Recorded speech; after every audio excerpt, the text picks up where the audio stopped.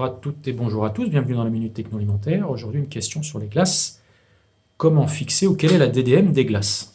Alors, DDM pour date de durabilité minimale à consommer de préférence avant l'heure. C'est l'indication que l'on met sur les glaces. Comment on choisit ces dates sur les glaces, puisqu'on trouve des glaces avec des DDM de 3 mois, 6 mois, 12 mois, voire 24 mois, voire plus. Comment c'est fixé? Déjà, sur les crèmes glacées, les sorbets, une première des choses, c'est qu'il n'y a pas de risque microbiologique important. C'est-à-dire qu'en gros, le produit est pasteurisé, il est tout de suite mis au froid derrière. Donc, il n'y a pas de risque que des bactéries dangereuses, que des levures, que des moisissures se développent sur le produit au-delà de la date. Le produit est à moins 18 degrés, s'il n'y a pas de rupture de chaîne du froid, il y a zéro risque. Donc, le seul risque qu'on a, c'est plutôt un risque de texture, c'est organoleptique. Donc, avec le temps, le goût peut disparaître, la couleur peut changer un petit peu. Ce que l'on observe surtout sur les glaces, c'est de la cristallisation. Soit côté eau, avec une texture un peu aqueuse, des cristaux qui fondent vite en bouche, soit côté sucre, avec des cristaux qui sont un petit peu plus durs, une texture un peu plus sableuse. Ça, c'est plutôt pour les crèmes glacées, ça n'arrive pas pour les sorbets. Donc, pour limiter ça, il faut raccourcir effectivement la durée de vie des glaces si jamais on a un problème, mais l'essentiel, c'est de faire des petits cristaux.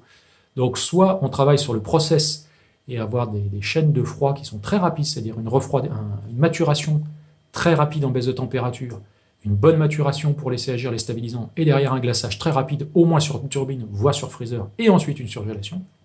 Ou alors on travaille sur la recette pour éviter d'avoir trop d'eau libre, d'avoir des stabilisants qui ont été mal dosés, qui ont mal agi, qui ont été mal pasteurisés, d'avoir d'un autre côté pas assez d'extrait sec, ou si on veut éviter les cristallisations des sucres et notamment du lactose, éviter d'avoir des glaces trop riches en extrait sec des graisses et laitiers. On dit en général qu'il ne faut pas dépasser les 10%, mais bon, l'essentiel, ça reste quand même de bien maîtriser les opérations qui permettent de refroidir, c'est-à-dire la maturation, refroidir le plus vite possible et bien faire sa maturation, 4 heures minimum à 4 degrés, ça peut être plus, mais minimum c'est ça. Et puis pour le glaçage, c'est turbine, voire mieux, freezer pour aller encore plus vite, et surtout surgélation. Le plus important, ça reste la surgélation. Avec ça, c'est minimum du 3 mois, voire du 6 mois, mais au-delà, ça n'a pas nécessité d'aller, puisque de toute façon, le froid est une énergie qui coûte très cher. Donc, si quelqu'un n'a pas consommé sa glace en 6 mois, c'est pas forcément intéressant d'un point de vue économique.